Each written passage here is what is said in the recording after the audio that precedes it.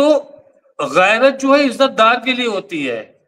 ये लोग हत्यारे लोग हैं, चाहे अमेरिका हो चाहे इजराइल हो। इनके अंदर अगर आप मानवता की एक कड़ी भी सोचेंगे मिल जाए तो इनके अंदर मानवता की कोई कड़ी नहीं लोगों को। अब आप खुद सोचिए कि 194 देश यूएन में मौजूद थे और जैसे ही एंट्री होती है नेतन्याहू की, वो अपनी स्पीच शुरू करने वाले होते हैं तो 180 देश के लोग यूएन से बाहर निकल आते हैं। और यूएन के बाहर जब लोगों को मालूम होता है कि नेतन्याहू यूएन के अंदर आया है तो 70 से 80 हजार लोग यूएन को घेर लेते हैं। यूएन की कल की आपने अगर देखा होगा बैठक में तो 180 देश के लोग निकल गए, लेकिन जूलानी बैठा था, जूलानी नहीं उठा। अब आप यहां से खुद सोचिए, ये आपका जहन कहां तक काम कर सकता है कि जूलानी नहीं उठा, जूलानी बैठा था।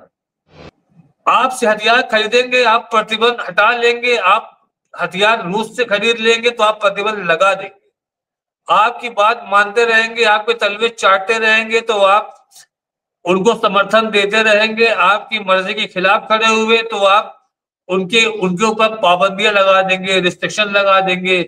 तो ये जो चीजें चल रही है मिडिल ईस्ट में, अस्त व्यस्त जो करके बैठे हुए हैं, उसके पूरी तरीके से जिम्मेदार आपके अर्दोगान भी हैं, आपके एमबीएस भी हैं, आपके कतर, कुवैत, ओमान भी हैं। इनको किसी को फिक्र नहीं है, बस ये कहते हैं कि हम गाजा को रिस्टेब्लिश कर देंगे, हम इतने बिलियन डॉलर खर्चा करेंगे। अरे किसके ऊपर खर्चा करोगे भाई? जब कोई बचेगा उसके ऊपर खर्चा करोगे कि मरे हुए लोगों की कब्रें बनाओगे?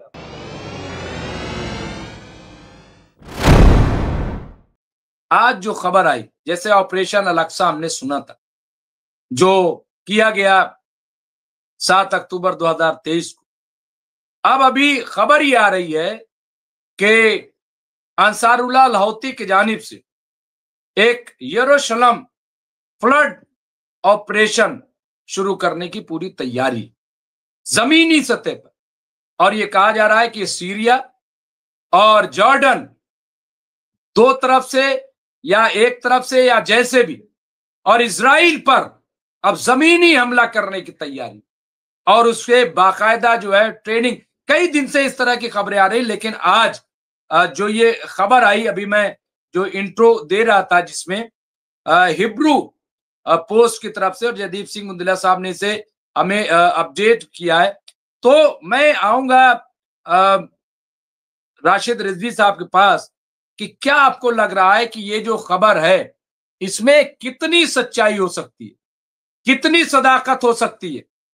ये जो यरूशलेम की बात हो रही, फ्लड ऑपरेशन चलाने की, क्या आपको लग रहा है कि कोई इस तरह का ऑपरेशन चलाया जा सकता है, या फिर ये महज यमन को बदनाम करने के लिए है या यमन को घेरने के लिए? होते घेरना क्या है, यमन तो लड़ ही रहा है अब तो, अब घेरना क्या है? कोई बहाने की तलाश थोड़ी है इजराइल को या अमेरिका को उस पर अटैक करने की। जितनी ताकत है वो तो झोंक ही रहे, ऐसा थोड़ी है कि झोंक नहीं रहे। जितना बस चल रहा है उतना इजराइल भी कर रहा है, और जितना बस चल रहा है उतना अंसारुल्लाह लाहौती कर रहा है। बस ये अलग बात है कि वो अवाम पे उस तरह से अटैक नहीं कर रहे हैं जैसा कि उन्होंने दावा किया। राशिद रिजवी साहब। देखिए मुमताज साहब, बहुत शुक्रिया आपका जो आपने इनवाइट किया कहने के लिए। ये तो मुझे तो यही लगता है कि ये जो अफवाह उड़ाई जा रही है, ये इसमें कोई सदाकत नहीं है, और ये ऐसे ही मतलब सही आपने कहा कि बदनाम करने के लिए ही ऐसा कहा जा रहा है, और ऐसा कुछ भी होने वाला तो वैसे दिख नहीं रहा है। अब ये है कि जंगों का, हमलों का तो किसी को भी नहीं पता रहता कब हो जाए क्या हो जाए, तो ये तो नहीं कह सकते, मगर ये है कि इसमें कोई वैसे सच्चाई है नहीं। क्योंकि अब जैसे नेतन्याहू कहते हैं हम तो जंग कभी भी नहीं रोकेंगे, और ट्रम्प ने कहा कि नहीं हम जंग रोकेंगे, बस अब रुक जाओ भाई, बहुत हो गया। लेकिन इसी तरह से जो ये आपने सवाल किया है, इसका जवाब तो यही है कि इसमें कोई सच्चाई नहीं। जी, राशिद रिजवी साहब आ गए हैं और वो रेशमा हनीफ साहिबा ने कहा कि ये जो यरूशलेम फ्लड ऑपरेशन चलाने वाली बात है, इसमें कोई सच्चाई नहीं हो सकती, लेकिन मैं नहीं मान रहा हूं, क्योंकि ये खबरें बहुत दिनों से चल रही हैं, बहुत दिन से गर्दिश कर रही हैं।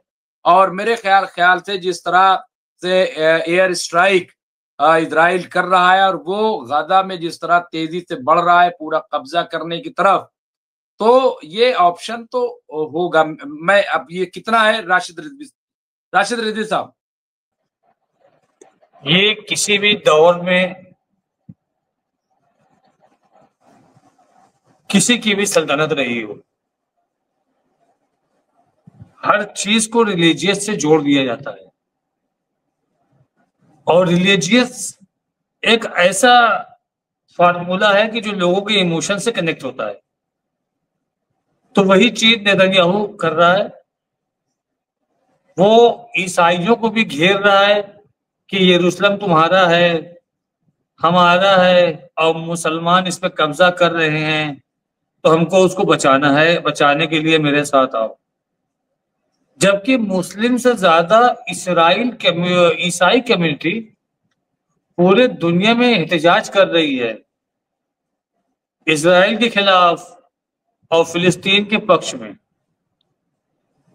डोनाल्ड ट्रंप जो भी बोलते हैं कभी सही नहीं बोलते।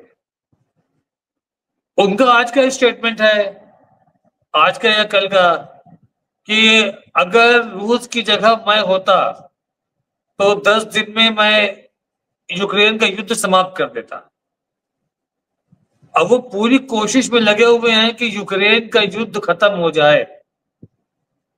यूक्रेन का युद्ध खत्म होने का मतलब यह है कि उनका फोकस वापस से मिडिल ईस्ट और ईरान पे हो जाए। यूक्रेन के लिए इतना ज्यादा उनको हमदर्दी है, वहां की बर्बादी पर उनको बहुत तकलीफ होती है, जबकि कहीं पर भी किसी की भी जान जाए तकलीफ तो होनी चाहिए। लेकिन गाजा के ऊपर उनकी एक जबान नहीं निकलती, गाजा के ऊपर उनके हमदर्दी के कोई एक अल्फाज नहीं आपको मिलेंगे कि गाजा वालों के लिए उनकी हमदर्दी हो, कि उनको दवा पहुंचे, उनको रसद पहुंचे, अब उन पे हमला नहीं होना चाहिए। अभी आपने कहा कि वो जो उनके बग्घी होते हैं, घोड़े तांगे वाले, इसमें सामान ले जाते हैं, उस पर भी हमला कर रहे हैं। अरे वो तो छोटी चीज है मुमताज साहब। जो लोग खाने की लाइन में लगे थे ना, उनके स्नैपर उनको शूट कर रहे थे। ये बात खुद उनके सोल्जर्स ने बताई है, और वो बोले कि मैं अंदर से हिल गया जब मुझको ये करने का आदेश हुआ। तो मुमताज साहब, ये हम बिल्कुल ही नहीं मान सकते कि डोनाल्ड ट्रंप कोई भी बात ऐसी करेंगे जिससे सीधा फायदा पहुंचे फिलिस्तीन को या सीधा फायदा पहुंचे गाजा के लोगों को। अब आप खुद सोचिए कि 194 देश यूएन में मौजूद थे, और जैसे ही एंट्री होती है नेतन्याहू की, वो अपनी स्पीच शुरू करने वाले होते हैं तो 180 देश के लोग यूएन से बाहर निकल आते हैं। और यूएन के बाहर जब लोगों को मालूम होता है कि नेतन्याहू यूएन के अंदर आया है, तो 70 से 80 हजार लोग यूएन को घेर लेते हैं और नेतन्याहू के खिलाफ नारेबाजी करते हैं। तो ये ऐसे बेशर्म हैं कि इनके ऊपर कोई असर नहीं होना, आप कुछ भी कर लो। अब आप छोटा एग्जाम्पल है, एक चोर है, जब वो चोरी में पकड़ा जाता है, पुलिस उसका हाथ पकड़ के लेके जाती है, चालान करती है, तब वो क्या करता है कि नजरें झुकाए रहता है। लेकिन जब चोरी उसकी आदत बन जाती है तो बड़े फख्र से कॉलर उठा के मुस्कुराता हुआ अपने जान पहचान के जो लोग रास्ते में मिलते हैं उनको विश करता हुआ चला जाता है। उसके अंदर शर्म नाम की कोई चीज नहीं है कि हम ये किस चीज के लिए पकड़े गए हैं। तो गैरत जो है इज्जतदार के लिए होती है। ये लोग हत्यारे लोग हैं, चाहे अमेरिका हो चाहे इजराइल हो। इनके अंदर अगर आप मानवता की एक कड़ी भी सोचेंगे मिल जाए, तो इनके अंदर मानवता की कोई कड़ी नहीं है। ये अपना जाती मफाद सोचते हैं, अपने फायदे के लिए इन्होंने मुल्क तबाह कर दिए। इसी इजराइल के बहकावे में आकर इराक पे हमला हुआ कि उसके पास न्यूक्लियर वेपन है। पूरा इराक तबाह कर दिया गया, 10 लाख परिवार तबाह हो गए। जब वो वेपन नहीं मिला तो उसके ऊपर कोई जवाब यूएन में ना अमेरिका दे पाया ना इजराइल दे पाया। गद्दाफी के ऊपर आरोप लगाया गया तानाशाह है, ये कभी भी हमला कर सकता है। लीबिया को, नाटो को लीबिया में घुसेड़ करके लीबिया को तबाह कर दिया गया।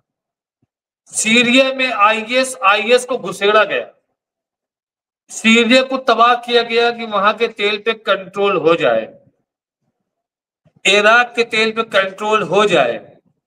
तो ये गुंडे को इसीलिए बचा ही रहा है अमेरिका कि इसके जरिए वो अपना ताकत, अपनी असलियत, अपना डर अरब के लोगों को दिखाता रहे और जब चाहे जिस पे चाहे हमला करवा दे।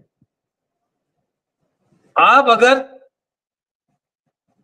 यूएन की कल की आपने अगर देखा होगा बैठक में, तो 180 देश के लोग निकल गए, लेकिन जुलानी बैठा था, जुलानी नहीं उठा।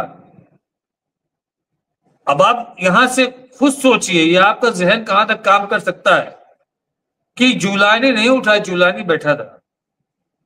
अर्दोगान वहां पर रक्षा सौदे की बात कर रहे थे अमेरिका से, क्योंकि अमेरिका उनसे नाराज था कि उन्होंने रूस से S-400 खरीद लिया, इसलिए उनके ऊपर पाबंदियां लगा दी गई थी।